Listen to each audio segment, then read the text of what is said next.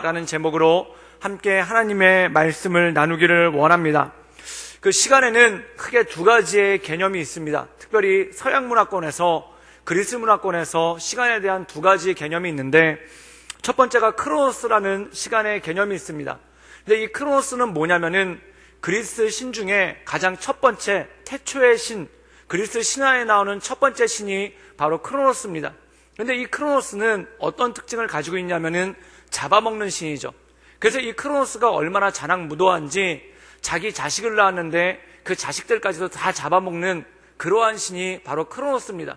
그래서 이 그리스 신화에 보면은 크로노스에 대한 그림이 있는데, 무엇이든지 닥치는 대로, 나무든 돌이든 사람이든 그리고 다른 신들이든 닥치는 대로 잡아먹는 게 바로 크로노스입니다. 그런데 이 크로노스, 이 닥치는 대로 잡아먹는 것을 왜 시간이라고 정의를 내렸을까요?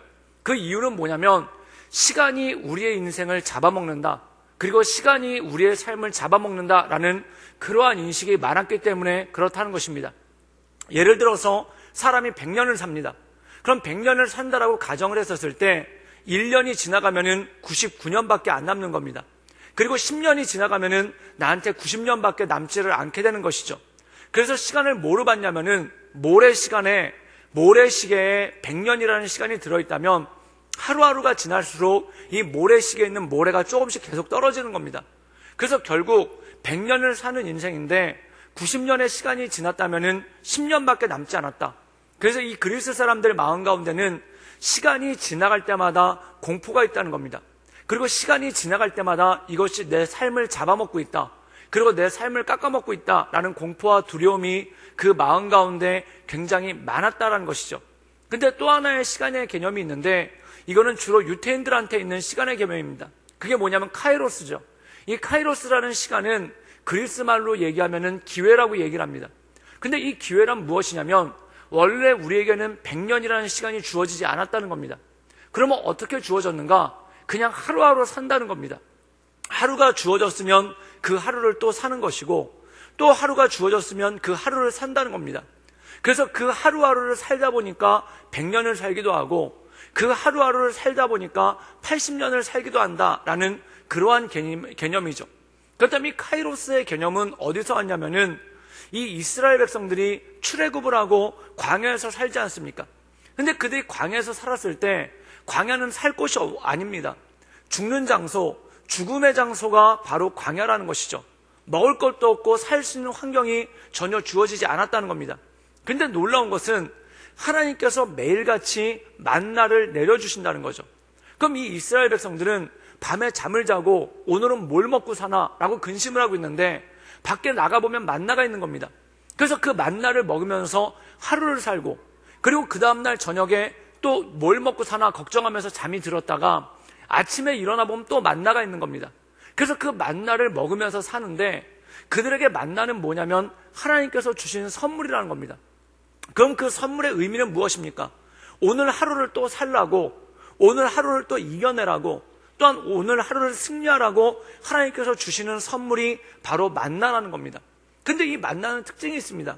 그게 뭐냐면 10년치, 20년치를 주지 않고 꼭 하루치만 주십니다. 그리고 더 중요한 건 뭐냐면은 이 만나는 하루 이상 지나면은 저장을 할 수가 없습니다. 모두가 벌레가 먹어서 썩어버리죠. 그럼 이것은 무엇입니까?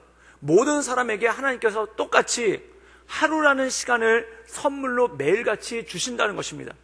그래서 이 하루하루 만나를 먹다 보니까 40년을 광야에서 살아남고, 하루하루 이 만나를 먹으면서 살다 보니까 40년째 광야에서 살게 되는 그러한 능력이 있지 않습니까? 그래서 이스라엘 사람들에게는 시간이란 무엇인가? 기회다. 어떤 기회인가? 하루하루 살 수 있도록 하나님께서 주신 기회다. 그리고 시간은 무엇인가? 하나님께서 우리에게 주신 선물이라는 것입니다. 그래서 현재를 뜻하는 영어 단어 프리젠트가 영어 단어의 다른 뜻으로는 선물이라는 뜻이 있습니다. 이건 무슨 뜻이냐면은 현재는 선물이라는 것이죠. 즉 아침에 일어났을 때 만나를 거두면서 하나님께서 우리가 살 수 없는 이 광야에서 또 하루를 살게 하셨구나. 이 생존할 수 없는 광야에서 만나를 주심으로 또 하루를 살 수 있도록 우리에게 만나를 주신 것은 하루라는 시간을 주신 것이고, 우리에게 하루라는 인생을 주신 것이구나. 그래서 매일같이 이 선물로서 주어지는 그 시간을 받아 먹으면서 살았던 것이 바로 이스라엘 사람들이었다는 거죠. 그래서 하나님을 모르는 사람들은 이 시간이 크로노스입니다. 즉 내가 이 세상을 살아가는데 세월이 벌써 이렇게 지나갔구나, 세월이 또 이렇게 지나갔구나. 그래서 지난 세월을 바라보면서 안타까워하고, 그리고 1년 1년 지날 때마다 나한테서 내 수명이 짧아진다라는 그러한 느낌을 받게 되고, 그러한 두려움이 마음 가운데 크다는 것이죠. 그러나 카이로스의 시간, 이 시간을 선물, 기회로 여기는 사람들에게는 2019년을 지냈는데 또 2020년을 주셨구나, 그리고 내가 오늘 하루를 지냈는데 하나님께서 내일을 또 주시는구나, 그것을 선물로 여기고 하나님의 은혜 가운데 나가는 그러한 삶이 있다는 것입니다. 근데 중요한 건 이거죠. 만나는 무엇인가? 그 만나 자체가 의미가 있는 것이 아니라 이것이 예표라는 것입니다. 그래서 만나에 대해서 무엇으로 예표를 하고 있냐면, 요한복음에는 생명의 떡으로 오신 예수님에 대해서 예표를 하고 있다는 겁니다. 너희 조상들은 광야에서 하나님께서 매일같이 내려주시는 만나로 살았다. 그런데 결국 그들도 죽었다. 그렇다면 이것은 무엇인가? 이 만나는 예표라는 것이죠. 그래서 요한복음 6장에 보면은 예수님께서 오병이어의 기적을 일으키십니다.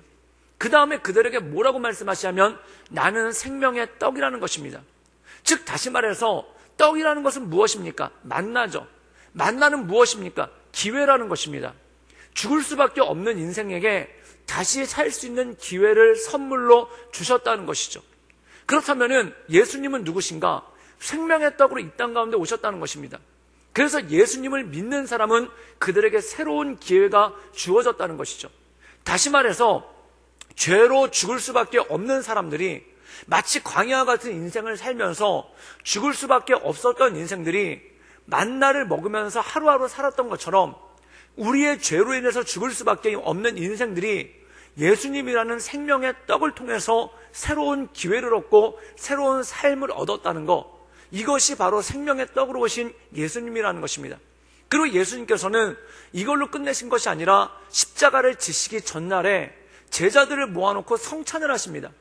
그 성찬에서 떡을 떼어주시면서 받아 먹으라, 이것은 내가 너를 위하여 찢기는 내 살이라 라고 말씀하십니다. 즉 떡으로 오신 예수님을 성찬을 통해서 다시 한번 증거하시는 거죠.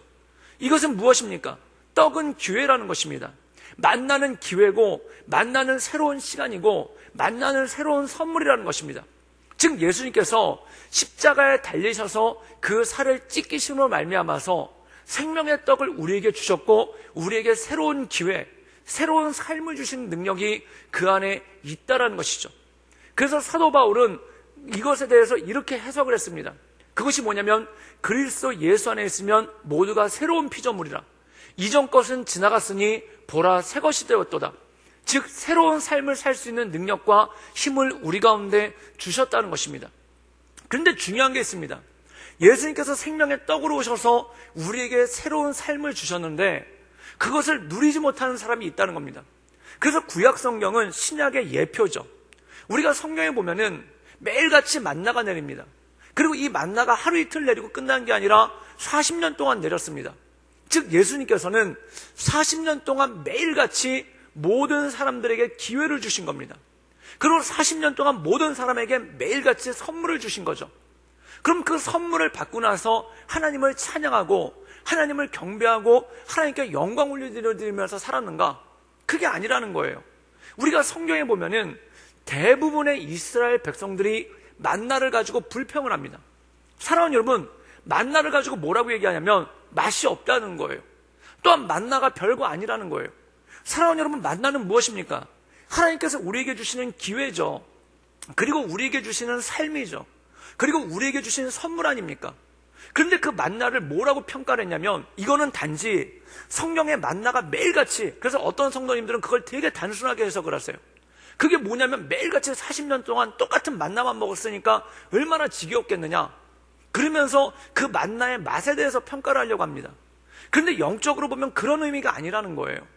그게 무슨 뜻이냐면, 하나님께서 나에게 매일과 같은 삶을 주셨는데, 매일 같은 시간을 주셨는데 그것을 의미 없이 생각했다는 겁니다. 마치 무엇과 똑같냐면은, 이놈의 시간, 이놈의 나날들, 이놈의 인생, 맨날 그날이 그날 같고 그날이 그날 같고, 이것과 똑같다라는 겁니다. 만나를 보면서 맛없다라고 얘기하는 거는 무엇과 똑같냐면, 이놈의 인생 그날이 그날 같고 그날이 그날이고 살아봐야 재미도 없고 뭐 인생에 낙도 없고 인생에 기쁨도 없고, 하나님께서 우리에게 새로운 인생이란 걸 매일같이 선물로 주시는데, 그 선물을 받으면서 하나님 감사합니다. 내가 광야에서 죽을 수밖에 없었는데 나에게 또 하루라는 삶을 주셔서 감사합니다. 그리고 하나님께 찬양을 한 게 아니라, 뭐 이거는 맨날 똑같은 날이고 살아봐야 재미도 없고 살아봐야 기쁨도 없고 또한 살아봐야 아무런 것도 없고, 그러면서 툴툴거리고 불평하는 이스라엘 백성들의 삶이 똑같다라는 것이죠. 사랑하는 여러분, 마찬가지입니다. 예수님의 십자가로 말미암아 구원받지 않았습니까?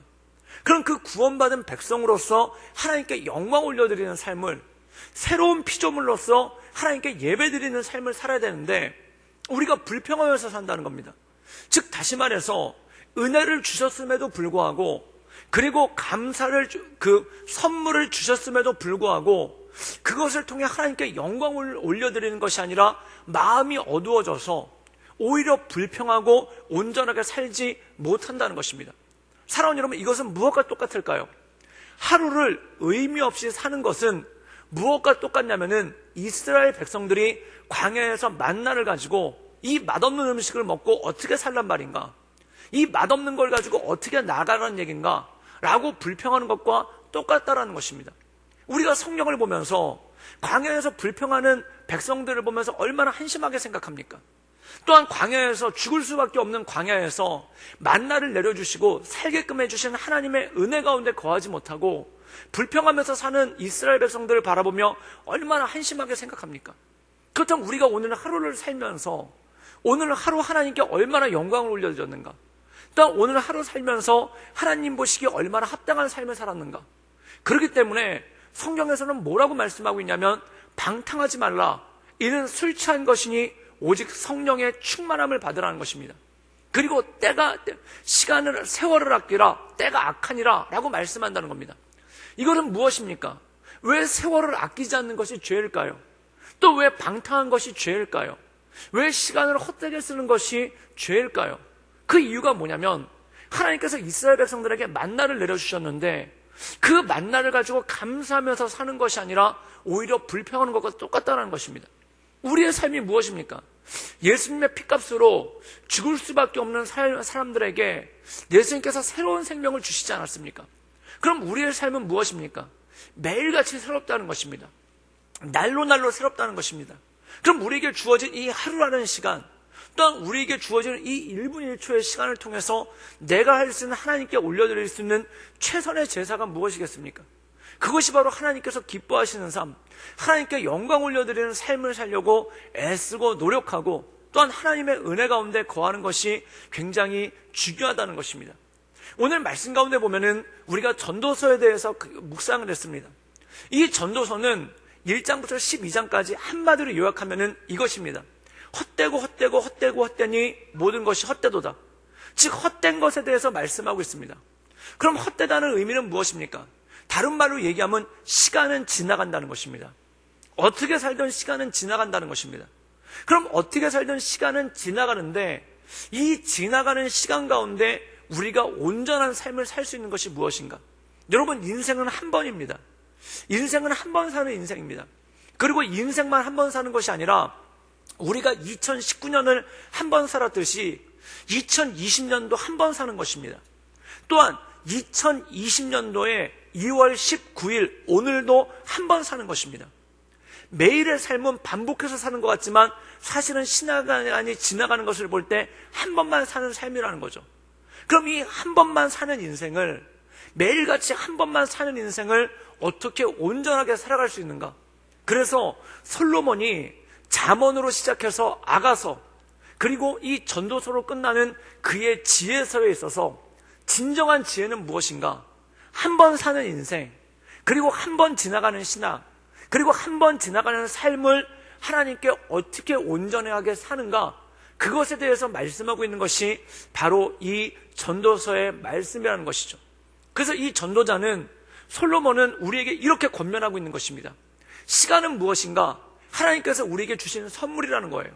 매일매일이 똑같은 삶이 아니라 매일매일이 새로운 삶이고, 또한 매일매일이 하나님의 은혜로 말미암아, 십자가의 은혜로 말미암아 우리에게 주어진 삶이라는 거죠.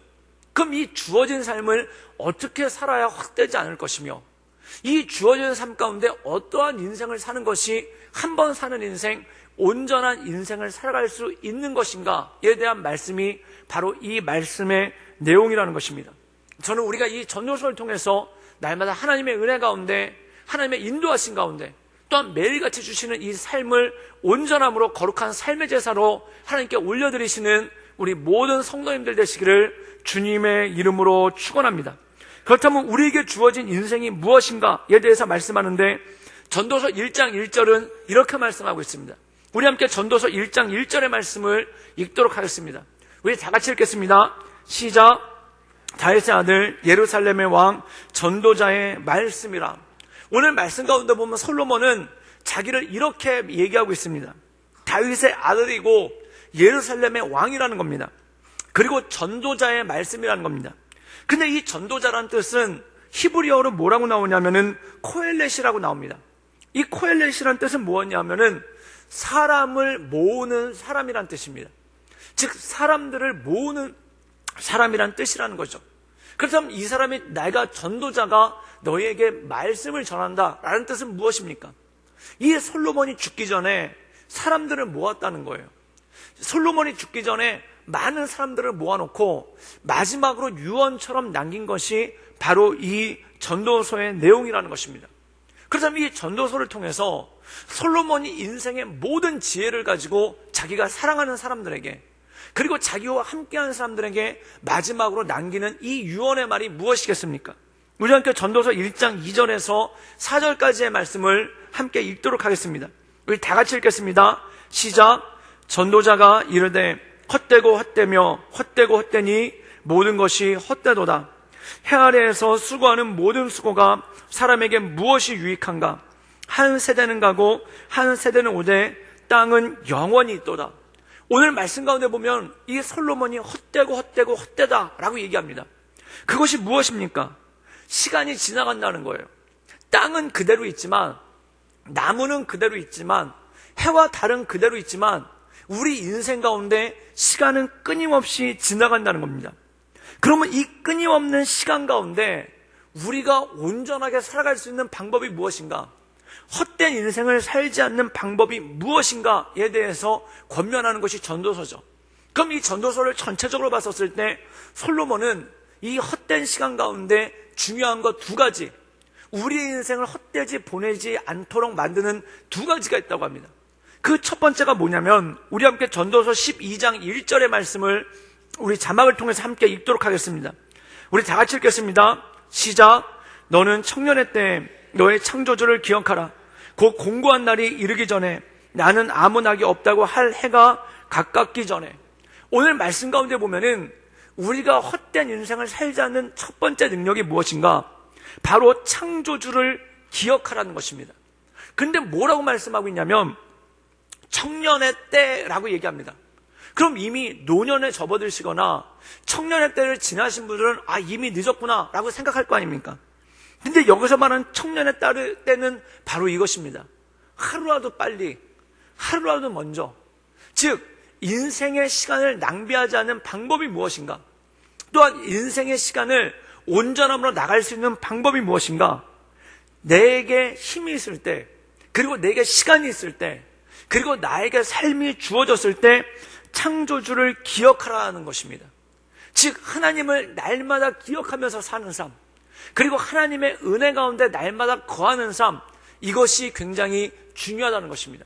사랑하는 여러분, 여러분의 인생 가운데, 그리고 저와 여기 계신 모든 여러분의 인생 가운데 날마다 하나님을 기억하며 하나님의 은혜 가운데 서기를 주님의 이름으로 축원합니다.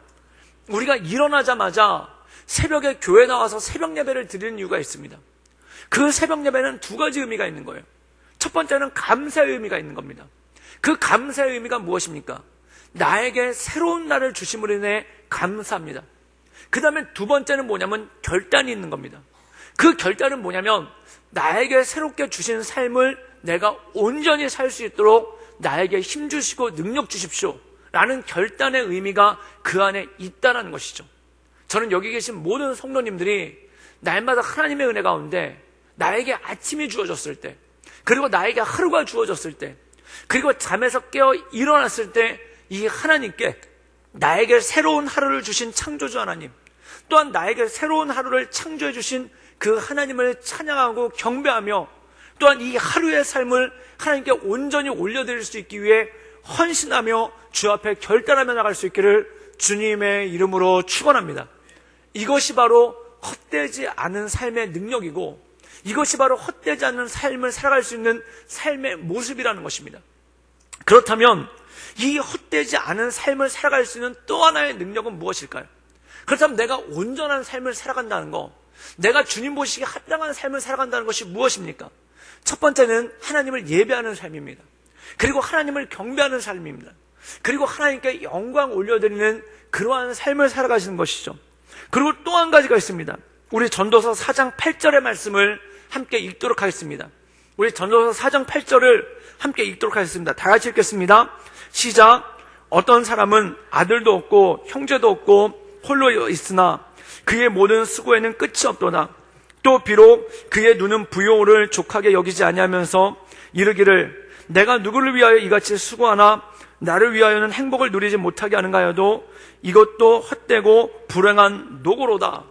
오늘 말씀 가운데 보면은 헛되고 불행한 삶에 대해서 이렇게 얘기를 합니다. 첫 번째가 뭐냐면 어떤 사람이 이렇게 탄식한다는 거예요. 나는 아들도 없고 형제도 없고 홀로 있다라고 얘기한다는 겁니다. 그럼 이것은 무슨 뜻일까요? 가족이 없는 사람을 뜻하는 게 아니라는 겁니다.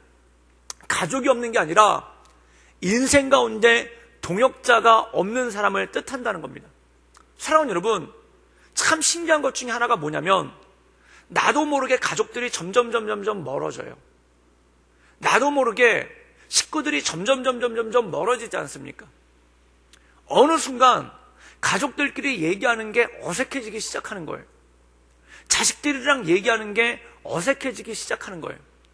그래서 품 안의 자식이라고 얘기하지 않습니까? 품 안의 자식이라서 어렸을 때는 잠잘 때 함께 자고, 그리고 진짜 그냥 이 아이들이 부모를 졸졸졸 따라다니죠.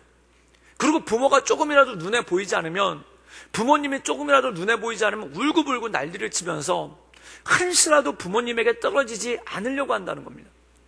그런데 어느 순간 점점 멀어진다는 거예요. 그리고 어느 순간 점점 서로에게 소홀해진다는 거예요.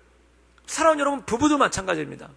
정말 죽고 못 살아서 결혼했는데, 정말 조금이라도 헤어지면 견딜 수가 없어서 결혼해서 한 집에 살면서 한 방을 쓰고 한 이불을 덮고 자는데, 어느 순간에 점점 멀어지는 그러한 일들이 생기기 시작한다는 겁니다. 그런데 여러분, 하물며 부부도 그렇고 부모와 자식 간에도 그런데 남은 오죽하겠습니까?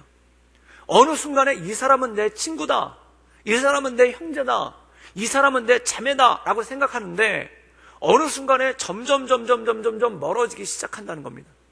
그리고 어느 순간에 그렇게 많은 사람들을 만났고, 그렇게 많은 사람들과 어울렸고, 그렇게 많은 사람들과 대화를 나누었는데 어느 순간에 인생을 딱 돌아보면은 나는 형제도 없고 아들도 없다. 그리고 어느 순간에 내가 무엇 때문에 무엇을 위해서 이렇게 열심히 살았는고 하는 허탄함이 마음 가운데 따르기 시작한다는 것입니다. 그래서 전도자는 이렇게 고백합니다. 헛되지 않은 인생을 살려면 어떤 삶을 살아야 되는가? 우리 전도서 4장 9절의 말씀을 함께 읽도록 하겠습니다. 다 같이 읽겠습니다. 시작. 두 사람이 한 사람보다 나음은 그들이 수고함으로 좋은 상을 얻을 것임이라. 두 사람이 한 사람보다 낫다는 겁니다. 즉, 내 인생 가운데, 내 삶 가운데 동역자가 있는 것이 중요하다는 겁니다. 우리 10절을 읽겠습니다. 왜 동역자가 필요한가? 우리 10절을 다 같이 읽겠습니다. 시작. 혹시 그들이 넘어지면 하나가 그 동물을 붙들어 일으키려니와 홀로 있어 넘어지고 붙들어 일으킬 자가 없는 자에게는 화가 있으리라. 사랑하는 여러분, 내 인생 가운데 나를 붙들어주는 사람, 사람이 어떻게 살아가면서 넘어지지 않을 수 있겠습니까? 사람이 살아가면서 어떻게 낙심하지 않을 수 있겠습니까? 또한 사람이 살아가면서 어떻게 피곤하지 않을 수 있겠습니까? 그런데 혼자 있으면 넘어지고 못 일어난다는 거예요. 또 혼자 있으면 쓰러지고 못 일어선다는 거예요. 그런데 어떤 인생이 헛되지 않은 인생인가? 나를 붙들어 일으켜줄 사람이 있는 인생이 헛되지 않은 인생이란 겁니다. 우리 또 11절의 말씀을 함께 읽도록 하겠습니다. 우리 다 같이 11절의 말씀을 읽겠습니다. 시작. 또 두 사람이 함께 누우면 따뜻하려니와 한 사람이면 어찌 따뜻하랴. 즉 함께 누울 수 있는 사람, 즉 함께 한 이불을 덮을 수 있는 사람이 우리 인생 가운데 중요하다는 것이죠. 그리고 우리 마지막으로 12절의 말씀을 읽겠습니다. 우리 다 같이 읽겠습니다. 시작. 한 사람이면 패하겠거니와 두 사람이면 맞설 수 있나니 세 겹줄은 쉽게 끊어지지 아니하느니라. 사랑하는 여러분, 혼자 있는 외줄은 쉽게 끊어진다는 거예요. 그런데 세 겹줄이 얽혀 있으면 이 사람은 언제나 살아갈 수 있는 힘이 있고 능력이 생긴다는 것이죠. 그럼 여러분, 중요한 것이 있습니다. 어떻게 하면은 내 주변에 동역자를 둘 수 있는가? 또한 어떻게 하면 내 삶 가운데 동역자와 함께 걸어갈 수 있는가? 이것을 잘못 이해하시는 분들은 사람에게 집착하는 버릇이 있습니다. 또한 이것을 잘못 이해하시는 분들은 사람에게 끌려가는 버릇이 있습니다. 또한 이것을 잘못 이해하시는 분들은 그냥 사람들에게 따라서 나가는 그러한 경우가 참 많은 것을 보게 됩니다. 많은 사람들이 신천지나 이단에 빠집니다. 신천지나 이단에 빠지는 이유를 여러 가지 이유 가운데 있는데 딱 하나를 꼽으면 이겁니다. 외로워서 빠집니다. 제가 전주대학교에서 교목으로 있었을 때, 그때는 신천지는 아직 활동을 하지 않을 때고 JMS가 아주 대학 캠퍼스에서 난리를 쳤습니다. 근데 이 JMS에 빠지는 친구들이 생각보다 꽤 많은데 그들을 불러서 제가 교목이니까 상담을 하죠. 그러면 어떤 학생들이 많이 빠지냐면은 삼수 이상을 했든지 또는 복학을 했든지 재수를 한 학생들이 생각보다 굉장히 많이 빠집니다. 그런데 걔네들한테 왜 빠졌느냐라고 물어보면은 딱 한마디입니다. 외로워서 빠진다는 거예요. 외로워서 대학 캠퍼스가 얼마나 넓습니까? 그 넓은 캠퍼스에서 마치 자기 혼자 있는 것 같은 느낌, 그리고 자기 혼자 서 있는 것 같은 느낌을 받아서 외로워서 빠지기 시작할 때가 굉장히 많다라는 것이죠.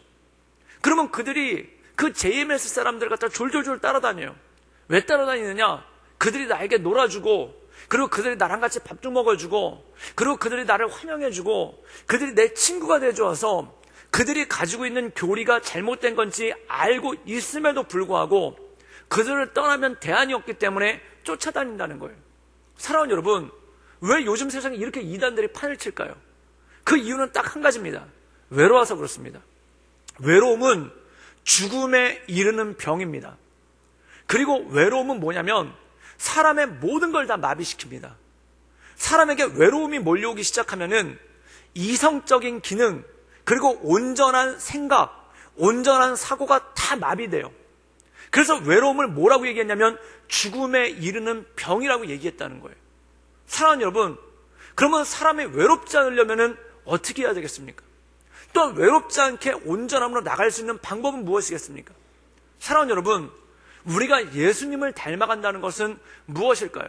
제가 한 방송을 보다가 몇 번 다른 분들한테도 말씀을 드렸는데 깜짝 놀랄 일이 있었어요.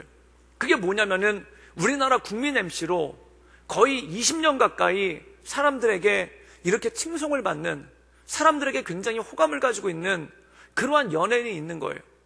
그런데 그 연예인의 특징이 뭐냐면은 뭐 이렇게 방송에 나오면은 그 연예인의 미담이 쏟아져 나와요. 그럼 이 사람이 돈을 굉장히 많이 기부하고, 또한 이 사람이 다른 사람을 적극적으로 도와주고, 또한 다른 사람의 어려움을 해결해 준 거, 물론 그런 것도 상당히 많습니다. 그런데 이분의 미담에 대해서 얘기해 보면은 의외로 굉장히 단순하다는 거예요. 그게 뭐냐면은 이 방송을 찍을 때 1시간짜리 프로그램을, 텔레비전에서 1시간 방영되는 프로그램을 찍으면은 보통 10시간 이상을 갖다가 녹화를 한다는 거예요. 그럼 10시간 이상 녹화를 하다 보니까 중간중간에 쉬는 시간이 있죠. 그럼 중간중간에 쉬는 시간이 있으면은 그 대부분의 인기가 높은 연예인들은 대기실에 가가지고 쉰다는 거예요. 그리고 방송 경력이 많은 사람들은 어떻게 하면 그냥 자기들끼리 모여가지고 끼리끼리 논다는 겁니다.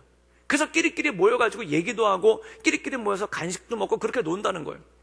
그러면 제일 많이 방치되어 있는 사람들이 누구냐면은 신인들이라는 거예요.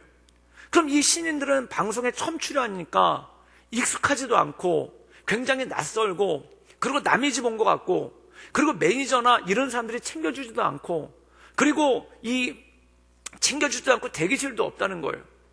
그러면 어떻게 되냐면 사람들이 이 세트를 바꾸느라고 거기 스태프들이 부지런히 움직이니까 거기 가만히 있으면 방해가 되니까 이 스튜디오 한 구석에 가만히 앉아있대요. 그리고 또 이 신인 배우들이 어떤 일이 많냐면은 혼나는 일이 많죠. 처음에 익숙하지 않으니까 카메라 동선도 놓치고, 그리고 대본도 놓치고, 그래서 감독님들한테 엄청나게 많이 혼나고, 그리고 쉬는 시간에는 그냥 여기저기 사람들 자기들끼리 모여가지고 얘기하고 있고 간식 먹고 있는데 그냥 한쪽 구석에 이렇게 찌그러져서 앉아있을 때가 굉장히 많더라는 겁니다. 그런데 이 인기 연예인이 이 국민 MC라고 불리는 사람의 특징이 뭐냐면, 그런 신인 배우들을 찾아다니면서 이 사람들 어깨를 두드려주고, 그런 신인 배우들을 찾아다니면서 그들한테 간식도 주고 그들한테 먹을 것도 주고 그런다는 거예요. 그런데 나중에 몇 년이 지난 다음에 이 신인 배우들이 인기가 생겨가지고 명성을 얻게 됐었을 때 방송에 나와서 고마운 사람을 꼽아보라고 그러면은 그 사람을 꼽는 거예요. 그 이유가 뭐냐면, 자기가 어려운 시절에, 자기가 낯설었던 시절에, 그리고 그 방송국에서 자기를 아무도 환대해주지 않는데, 그 방송국에서 자기를 아무도 환영해주지 않는데, 그리고 다들 끼리끼리 모여가지고 자기들끼리 얘기하고 있는데 나 혼자 남처럼 뚝 떨어져 있는데, 그 최고의 배우가 와가지고 자기를 환대해주고, 그리고 자기한테 말을 걸어주고, 그리고 자기한테 간식을 나눠주면서 힘내라고 앉아가지고 1시간 2시간 같이 얘기했겠습니까? 그냥 딱 해봐요. 어쩌다 1분 2분 정도, 그리고 어쩌다 3, 4분 정도 잠깐 앉아가지고 얘기하고, 그리고 간식 건네주고 한 게 다겠죠. 그런데 그게 평생에 잊지 못할 마음의 간직거리라는 거예요. 사랑하는 여러분, 그런데 놀라운 건 뭐냐면, 처음에는 이 사람이 신인 배우들을 챙겨줬는데 나중에는 이 신인 배우들이 장성한 다음에, 이들이 성장한 다음에 이 배우를 밀어주기 시작하더라는 거예요.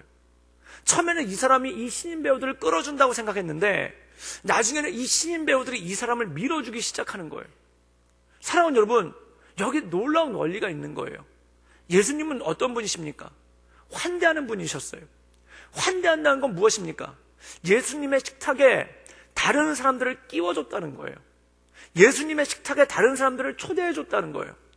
그래서 바리새인들과 서기관들이 예수님의 별명을 뭐라고 얘기했냐면, 저 사람은 먹기와 마시기를 즐기는 자고 세리와 죄인들의 친구로다. 이 말은 무엇입니까? 바리새인들은 자기들끼리 모여서 먹었다는 거예요. 서기관들은 자기들끼리 모여서 먹었다는 거예요. 그런데 예수님은 어떻게 했는가?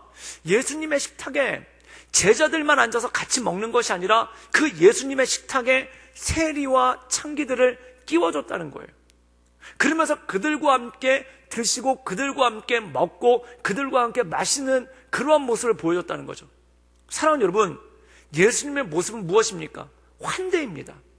그래서 다윗은 하나님의 속성에 대해서 뭐라고 고백을 했냐면, 내 부모는 나를 거절할지라도 하나님 여호와는 나를 영접하시리로다. 하나님은 어떤 분이신가? 나를 환영해 주시고 나를 영접해 주시는 분이라는 거예요. 사랑하는 여러분, 우리가 예수님을 닮아간다는 건 무엇입니까? 다른 사람을 영접하는 거예요.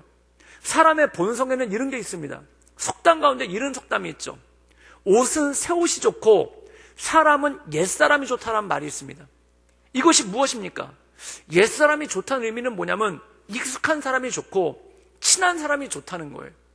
익숙한 사람이 좋고 친한 사람이 좋다는 거예요. 그럼 익숙한 사람이 좋고 친한 사람이 좋으니까 어떤 일이 벌어지냐면 자기들끼리 끼리끼리 모이는 일들이 생기기 시작한다는 거예요. 그럼 끼리끼리 모이면 어떤 일이 생기는가? 새로운 사람이 그 모임에 들어오지 못하도록 배격한다는 겁니다. 의식을 하든 의식을 하지 않든 그렇게 한다는 거예요. 그런데 인간관계에 중요한 게 있어요.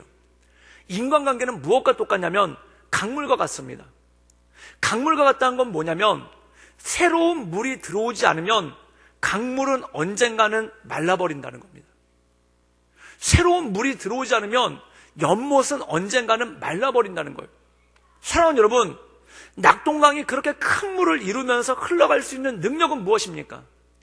끊임없이 새로운 물들이 들어와 주기 때문에 이 낙동강이 마르지 않고 흐를 수 있는 능력이 온다는 거예요. 인간관계가 그런 거예요.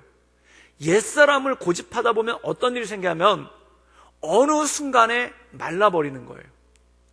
옛사람을 고집하다 보면 어떤 일이 생기냐면 옛사람이 편하죠. 옛사람이 좋죠. 그런데 중요한 건 뭐냐면 많은 분들이 얘기하지 않습니까? 편하면 죽는다라고 얘기하지 않습니까? 사람에게 있어서 제일 편한 게 뭡니까? 누워있는 게 제일 편해요. 누워있는 게 제일 편한데 누워있으면 죽어요. 그래서 많은 의사 선생님들이 이렇게 얘기를 하죠. 걸으면 살고 누우면 죽는다. 이건 무엇입니까? 편하기를 추구하면 추구할수록 이 사람은 죽는다는 거예요. 편하기를 추구하면 추구할수록 마비된다는 거예요. 그럼 어떻게 해야 사람이 사는가? 내 몸을 불편하게 하면 할수록 사람이 살아나는 거 아닙니까? 달리기 얼마나 불편합니까? 등산 얼마나 불편합니까? 그리고 엮기 드는 거 얼마나 불편합니까? 그런데 내 몸을 편하게 해주면은 몸은 죽는다는 거예요. 근데 내 몸을 불편하게 해주면은 오히려 몸이 산다는 거예요. 영적인 것도 마찬가지라는 겁니다. 인간관계도 마찬가지입니다. 편한 관계 따지면은 죽어요. 그럼 어떻게 해야 되는가? 불편한 관계 가운데 계속해서 뛰어들어야 되는 겁니다. 불편한 관계 가운데, 어색한 관계 가운데, 맞지 않는 관계 가운데 계속 뛰어들 수 있어야 이 사람이 살아갈 수 있는 능력이 그 삶 가운데 주어진다는 것이죠. 사랑하는 여러분, 왜 사람이 혼자 남습니까? 계속 떠나가니까 그래요. 들어오는 사람은 없는데 계속 떠나가는 사람만 생겨보십시오. 그럼 결국에는 홀로 남지 않겠습니까? 사람은 내가 아무리 주변 사람들을 못 떠나가게 붙잡는다 하더라도, 내 주변 사람들을 떠나가지 못하게 붙잡는다 하더라도, 그래서 고등학교 때 보면은 가장 마음 약한 애들이 뭘 하냐면 일진이라는 걸 구성을 해요. 그래서 일진이라는 걸 구성해서 우리는 한 모임이다 라고 얘기를 하고, 거기서 누가 하나 떠나가려고 하면은 몸소리를 치고 그걸 견디질 못해요. 누가 하나 떠나간다고 그러면 배신자로 규정을 해버려요. 그래서 그 사람을 떠나가면 힘들게 해가지고 떠나지 못하게 만들어서 어떻게든 그 모임을 유지하려고 하지 않습니까? 그럼 왜 그럴까요? 떠나가는 게 두려운 거예요. 떠나가는 게 두려운 거예요. 그런데 사람이 내 삶 가운데 어떻게 떠나가지 않을 수 있겠습니까? 내 주변에서 사람은 끊임없이 떠나갑니다. 마치 흐르는 강물처럼 강물이 흘러서 그 강에서 벗어나듯이 내 인생 가운데 시간이 흐를수록 사람은 끊임없이 흘러나갑니다. 그럼 어떻게 해야 될까요?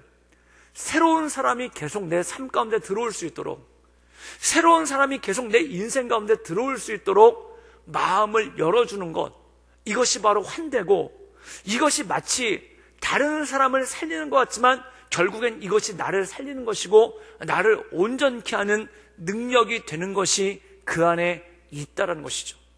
사랑하는 여러분, 교회는 어떤 곳인가? 수많은 사람이 모이기도 하고 수많은 사람이 떠나기도 하는 것이 바로 교회입니다. 제가 깜짝 놀라는 것 중에 하나가 뭐냐면, 사도 바울이 서신서를 쓸 때마다 자기 동역자들의 이름을 써요. 그런데 놀라운 건 뭐냐면, 매 서신서마다 자기들 동역자들 이름을 쓸 때 그 동역자들의 이름이 계속 바뀐다는 겁니다. 이것은 무엇입니까? 바울은 끊임없이 사람들을 떠나보내고 또한 새로운 사람들을 계속 받아들인 거예요. 어떻게?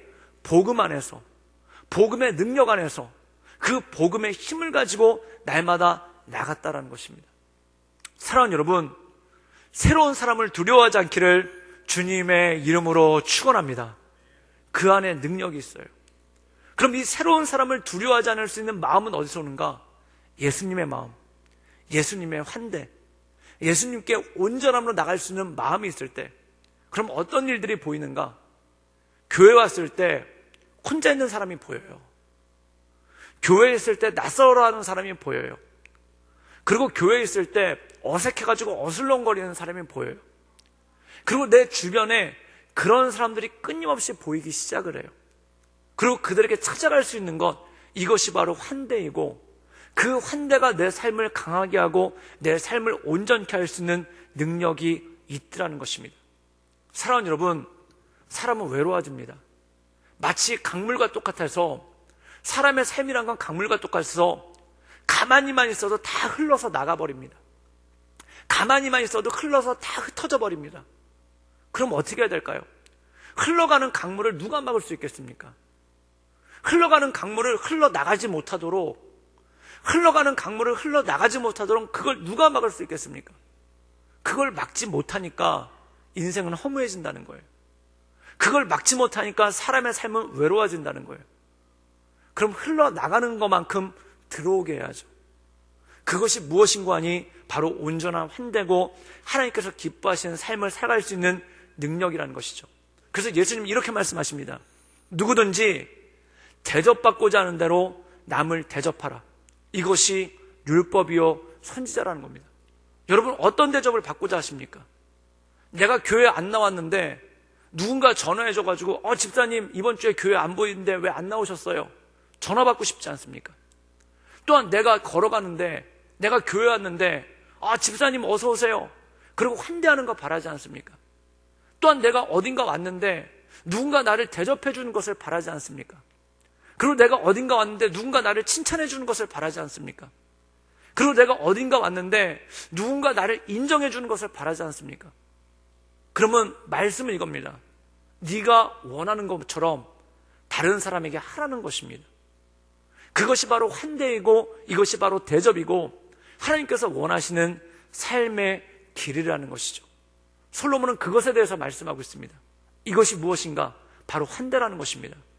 인생은 어느 순간에 나는 아들도 없고 어느 순간에 나는 형제도 없다라고 고백할 날이 온다는 거예요. 그럼 그것이 오지 않도록 내 삶 가운데 다른 사람들을 환대하고 온전함으로 나가는 능력, 그것이 바로 힘이고 능력이라는 것이죠. 사랑하는 여러분, 성령 충만은 뭘까요? 화목할 수 있는 능력이 성령 충만입니다. 성령 충만은 무엇일까요? 내 안에 있는 벽을 허물어버리는 것이, 그것이 바로 성령 충만입니다. 그래서 에베소서는 이렇게 말하고 있습니다. 성령은 하나 되게 하시는 영이다. 저는 우리 모든 성도들이 성령 충만하기를 주님의 이름으로 축원합니다. 성령 충만한 것은 나를 외롭지 않게 만드는 힘이고 능력인 거예요. 그리고 성령 충만한 것은 모든 것이 흘러나가는 것 같은 이 세상 가운데 나를 온전하게 지켜주시는 하나님의 힘이라는 것이죠. 저는 우리 모든 성도님들이 성령 충만함으로 말미암아 내 삶 가운데 주어진 그 모든 것들을 온전함으로 살아갈 수 있기를 주님의 이름으로 축원합니다. 또한 저는 우리 모든 성도님들이 성령 충만함으로 말미암아 외롭지 않기를 주님의 이름으로 축원합니다. 성령 충만한 사람은 외로울 겨를이 없습니다. 왜 그럴까요? 챙겨줘야 될 사람이 너무 많이 보여서, 내가 전화 걸어줘야 될 사람이 너무 많이 보여서, 그리고 내가 찾아가 줘야 될 사람이 너무 많이 보여서 성령 충만한 사람은 외로울 겨를이 없는 거예요. 저는 우리 모든 성도님들이 이 성령 충만한 가운데 온전함으로 주 앞에 나가시기를 주님의 이름으로 축원합니다. 함께 기도하시겠습니다. 이 시간